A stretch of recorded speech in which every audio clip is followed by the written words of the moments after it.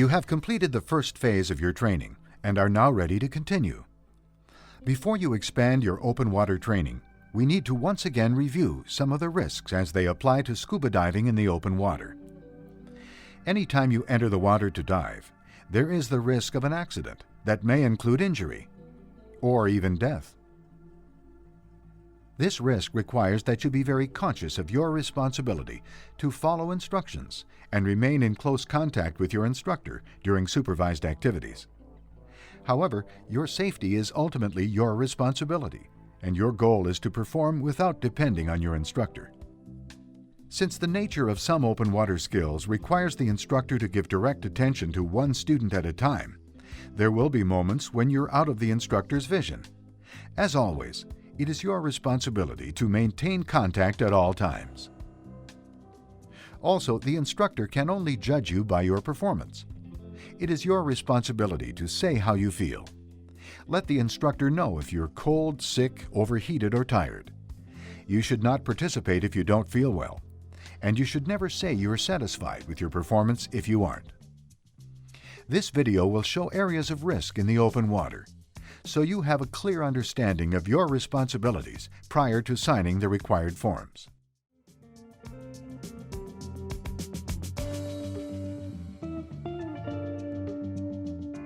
You are responsible for your own physical and mental fitness. Your current readiness to dive includes not being sick or in poor health. The use of any substance that may impair your performance as a diver is contrary to safe diving. It is natural to feel somewhat excited, even stressed, prior to open water diving. But remember, you have been trained to deal with the risks. Follow the rules and dive within your limits, and you will have a wonderful adventure.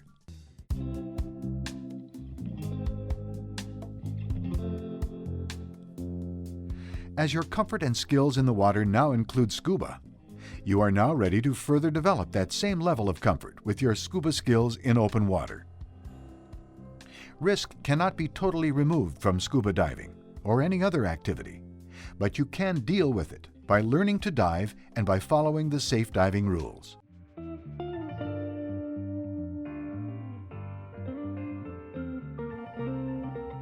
Scuba diving is a blend of the person, the skills, and the equipment. You need a proper, complete total diving system that fits and is adjusted for you. Purchasing a total diving system that is best for you will improve your safety and enjoyment of diving.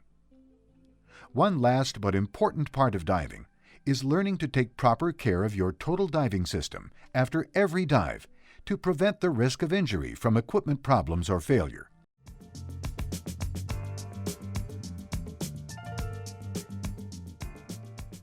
A special concern of scuba diving is the need to equalize your ears and sinuses as you descend underwater.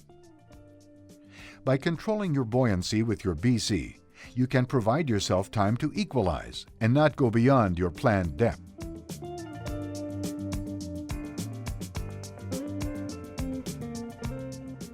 Breathing with scuba is best done in a slow, deep, relaxed manner. Breathe continuously and do not hold your breath. Swimming in a steady, slow, easy manner with neutral buoyancy will make you a more efficient diver.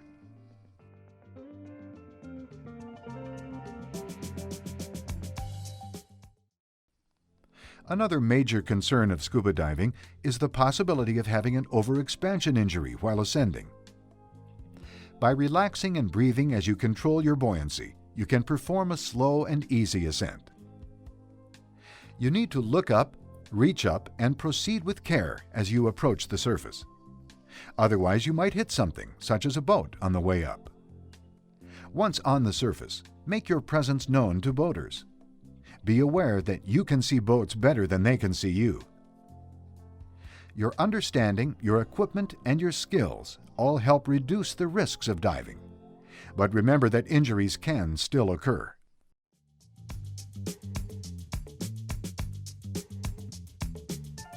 One concern about temperature is that you might overheat on the surface while you are putting on your dive gear. The other concern is that you may become excessively cold while underwater. Water takes away body heat 25 times faster than air. Therefore, divers need to wear the correct protective suit for the water temperature.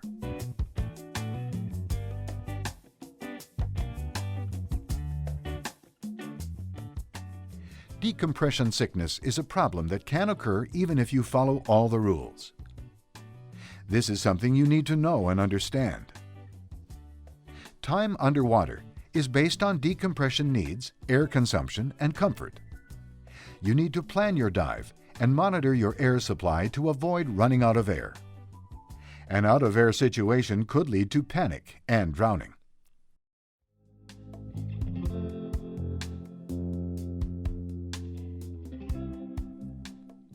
Extra care must be used as you enter or exit the water, so as not to hurt yourself or others.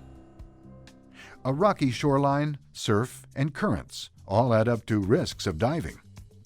Diving skills, along with a calm, relaxed approach, will help you deal with these environmental conditions. Entanglement is a problem that can be handled as long as you don't panic. Some aquatic life can be harmful, and care needs to be taken to avoid contact and to not provoke animals. The risk of diving-related injury is, of course, greater in the open water than in the swimming pool. But how you behave and relate to other divers is a key to lessening problems. You need to follow the instructions from diving leaders and follow the safe rules of diving.